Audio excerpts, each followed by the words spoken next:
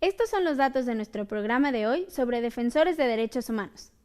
Un defensor de derechos humanos es toda persona que actúa a favor de un derecho propio, de una persona o de una comunidad. La Oficina del Alto Comisionado de la ONU ha señalado que en México el 98% de las agresiones en contra de defensores de derechos humanos y periodistas ha quedado impunes. De acuerdo con Human Rights Watch, gran parte de los defensores de derechos humanos que son agredidos defienden causas relacionadas con megaproyectos o extracción de recursos. La Comisión Interamericana de Derechos Humanos ha otorgado desde 1996 28 medidas cautelares para proteger a distintos defensores de derechos humanos en México. Existe un mecanismo de protección de personas defensoras de derechos humanos y periodistas en nuestro país, que depende de la Secretaría de Gobernación, y han atendido 155 solicitudes. Regresamos contigo, Pedro.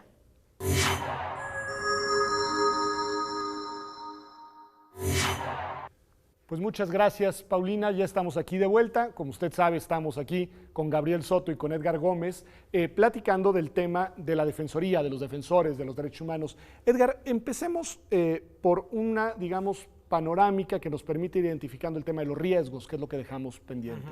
Y me parece que esa panorámica puede tener que ver con cuáles son los temas, cuáles son los derechos sobre los cuales hay mayor necesidad de defensa, de reivindicación el día de hoy en México, y que están obviamente más vinculados con situaciones de riesgo para quienes ejercen esa defensa. Sí. Yo creo que la situación es tan general que todos los derechos son aptos de poderse defender, y en cierto sentido, si tú tienes un caso lo suficientemente sólido, lo suficientemente incómodo hacia el Estado, es decir, cuando el Estado no tiene respuestas institucionales, te pones en riesgo, ¿no? Pero sí hay situaciones muy puntuales donde el riesgo se ha incrementado e históricamente se han dado, o en los últimos 20 años en México se han dado de manera mucho más clara, ¿no? Primero tiene que ver con todo lo que es violaciones específicamente contra la Secretaría de la Defensa Nacional, es decir, cuando litigas un caso o cuando documentas una violación que tiene que ver con la Secretaría de la Defensa Nacional, tu nivel de riesgo aumenta, ¿no? Hoy en día, por ejemplo, también a través de testimonios, principalmente de los colectivos de familias de personas desaparecidas del norte del país, el tema de las personas desaparecidas, ¿no? El caso más relevante que podríamos enunciar es el caso del señor Nepomuceno, donde incluso él hace todo, por favor, hay documentación del caso donde él está en la primera reunión de Chapultepec con el señor Felipe Calderón, en la segunda reunión de Chapultepec le vuelve a entregar un dossier con información de su caso, le dice: tengo miedo, estoy en riesgo, tengo a los militares afuera de mi casa, yo ya sé quién hizo esto, ¿no? Al mes de que pasa eso, el señor es ejecutado, ¿no? Entonces, en ese sentido nos damos cuenta del nivel de riesgo y, peor aún, del nivel de impunidad que hay frente a este tipo de situaciones cuando… Y de la falta de prevención. Ojo, sin duda, ¿no? Porque ahí también hubo una, ya está el aviso, incluso pueden consultarlo, están los videos de la segunda reunión de Chapultepec, ¿no? Y otros de los casos que hoy en día también están pasando, que son muy complejos, podríamos anunciar dos momentos, ¿no? Todo lo que tiene que ver con violaciones graves y sistemáticas a derechos humanos, es decir, lo que pasa con el relator a la tortura, no es casual. Hubo una documentación que hace la organización de la Comisión Ciudadana de Derechos Humanos de Baja California, con Raúl Ramírez, que a final de cuentas documentan un caso acompañados de la Comisión Mexicana, envían información a la Corte Penal Internacional sobre las torturas que había en Baja California, llega el relator, ve la situación y hay un riesgo, y hay incluso una negación del propio Estado mexicano, ¿no?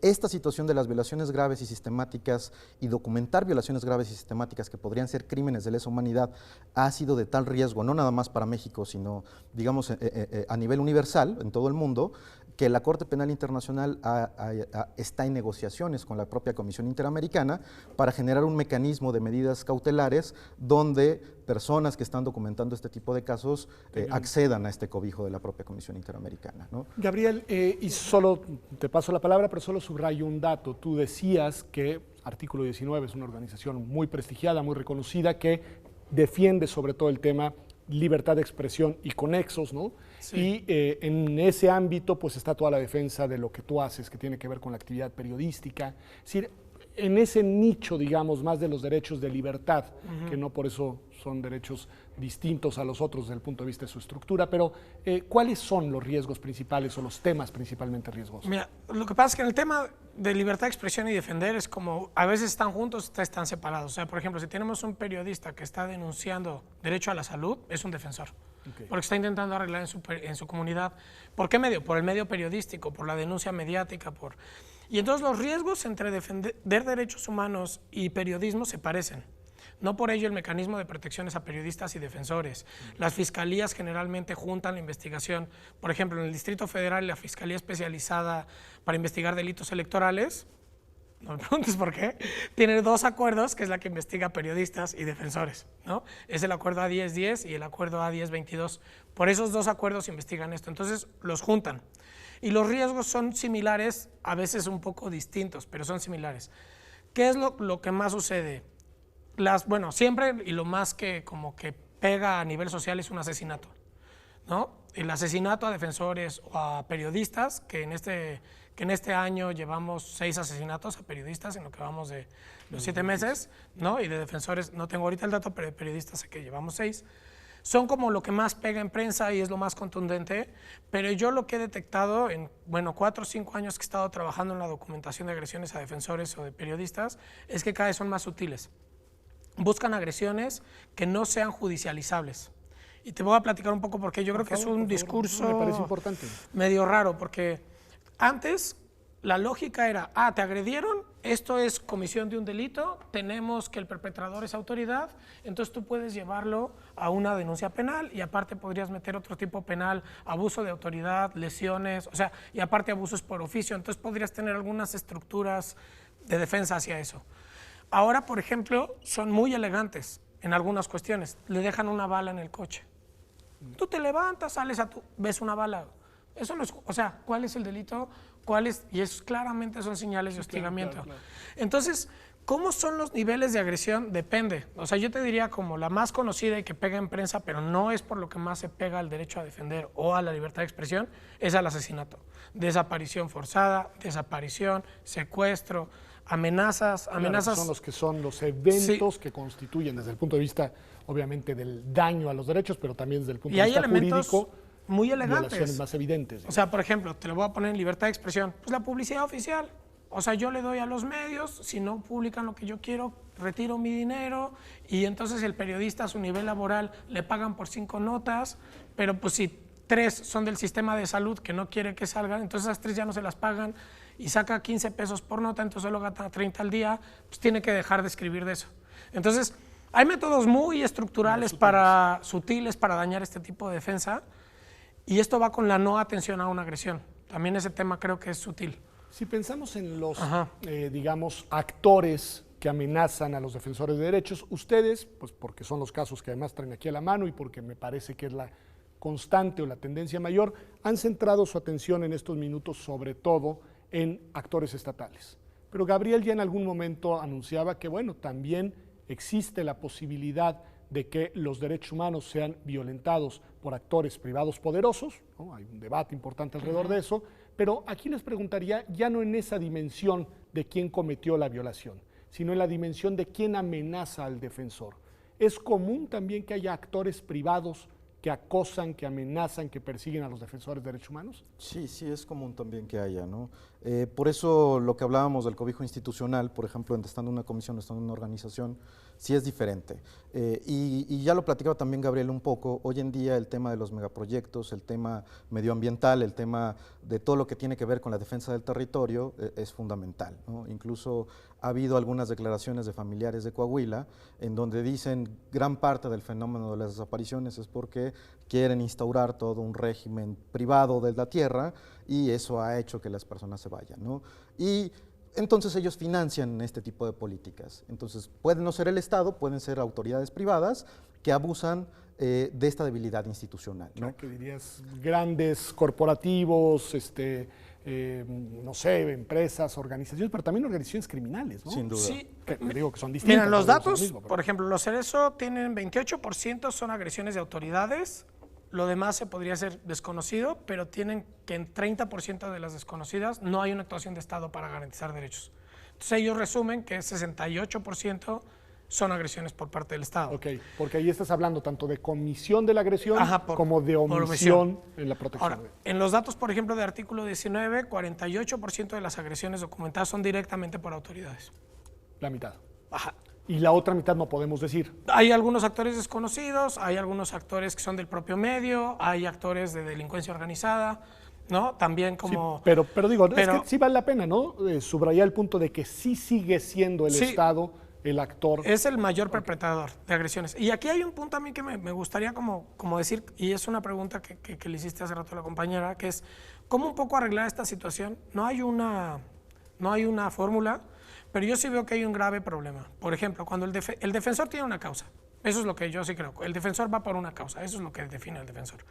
Y el problema es que define causas que nos importan a todos. Yo quiero defender que el agua de Sonora no tenga arsénico. Eso nos interesa a todos, ¿no? Es mi causa. Y el problema es que él va solo. Y entonces cuando dice, oye, me atacaron porque estoy defendiendo el agua de Sonora, el Estado le dice, ve y pon tu denuncia. ¿Por qué no vas y abres una denuncia y te quejas en la comisión y vas al mecanismo de protección? El problema es que no hay, o sea, el Estado nunca no tiene instituciones que asuman la causa del defensor, que digan, no estás solo, tú estás defendiendo algo de interés público, yo voy contigo, te pongo mi hombro de Estado, yo soy mucho más grande. Y entonces es como, pues si tú pones la denuncia del Estado ya, ahí hay un juego que a mí, pero me parece bien interesante, porque ¿por qué no pone el hombro? Regresa además al tema de la cobertura, del arropamiento, de la capa, como tú decías, es decir, y en esa dimensión me parece que el Estado debería de contar con una estructura que no solo sean las comisiones o que sea desde las comisiones, pero que hagan un acompañamiento que dé protección a quien protege, digamos. Exacto. Entonces, Claro. Y ahí la dimensión internacional, ¿cómo juega? Hay, por ejemplo, lo que se ha impulsado mucho desde Naciones Unidas e incluso desde una visión estatal con los programas nacionales de derechos humanos es poder implementar políticas públicas que permitan brindar estas respuestas estatales, es decir, fortalecer las capacidades de las entidades federativas, tanto de las autoridades como de las propias organizaciones y de la ciudadanía en general, de tal manera que brindes este proceso de brindar una respuesta diferente. Pero te encuentras con obstáculos donde no todos los estados tienen las voluntades, no todas las entidades federativas tienen una voluntad política para hacerlo, y quien tiene esa voluntad política tal vez no tiene la gana o la suficiente visión para poder reconocer la situación que hay en su estado y poder resolver la situación. Y hay ejemplos claros, como por ejemplo Michoacán o Guerrero, donde la situación se pone compleja, ¿no? Y la respuesta que brinda el Estado es, no, aquí no están pasando las situaciones que están diciendo, la verdad es que fueron enfrentamientos, ¿no? Cuando hay documentaciones desde prensa informada que nos dan testimonios donde hubo literalmente ejecuciones por parte de autoridades del Estado, entonces no corresponde. Pero sí hay una visión institucional donde desde las Naciones Unidas, por ahí del año 2000, justo para hacer efectiva la declaración sobre las y los defensores de derechos humanos, empiezan a crear instituciones. Crean la relatoría sobre las y los defensores de derechos humanos, que desde el año 2000 ha estado funcionando y tiene esta posibilidad de estar implementando estas recomendaciones que hacen año con año e implementar, a final de cuentas, lo que dice la declaración, que son los derechos que ya nos comentaba Gabriel.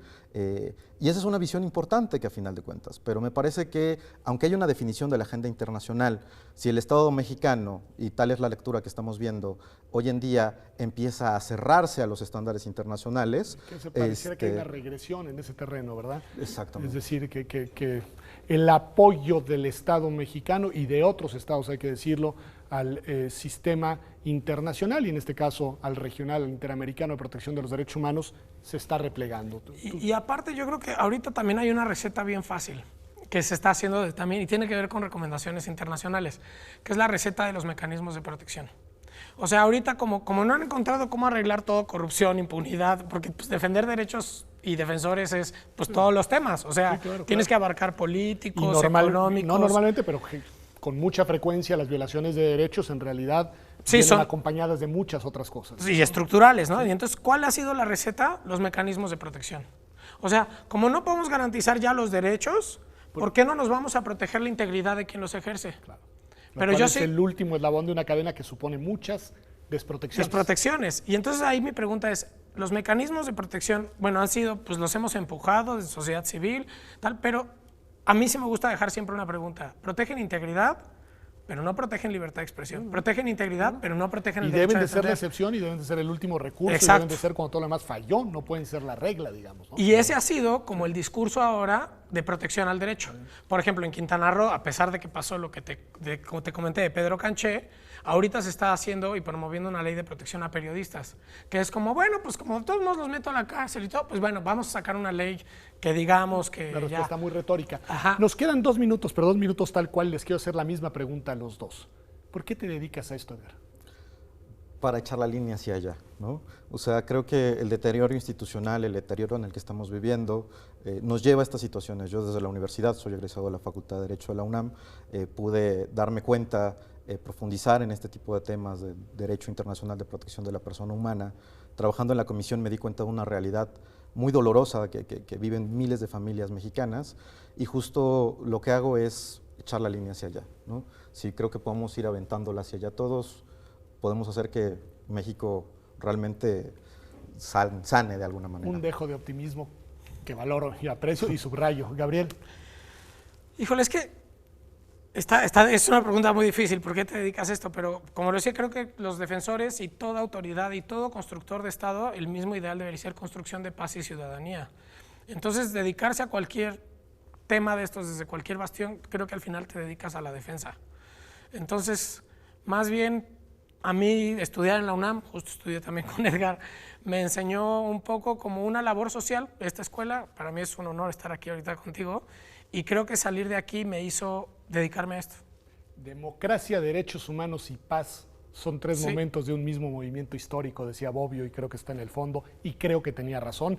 No solemos en Observatorio terminar con frases académicas, pero venía al caso, pero tampoco solemos subrayar algo que sí quiero subrayar el día de hoy, que 2 egresados de nuestra Facultad de Derecho están comprometidos con la construcción de un Estado de Derecho, pero desde la perspectiva de la garantía, de la protección de los derechos humanos, y creo que esa es una buena noticia para la universidad y para el país. Pues del programa del día de hoy me quedo con 2 conclusiones centrales. La primera tiene que ver con que cualquiera de nosotros puede y quizá debería ser un defensor de los derechos humanos. Y la segunda nos la decía Jacqueline Pechard: en la defensa de los derechos humanos está la posibilidad de convertir a nuestro Estado en un verdadero Estado de Derecho, no solamente formal, sino sustantivo, real, palpable, cotidiano. Ojalá que esa sea la agenda que sigamos muchos mexicanos en los próximos años, porque de eso adolece nuestro país. Esto ha sido Observatorio. Gracias por acompañarnos. Nos vemos el próximo martes a las 9 de la noche, como todas las semanas, aquí en TV UNAM.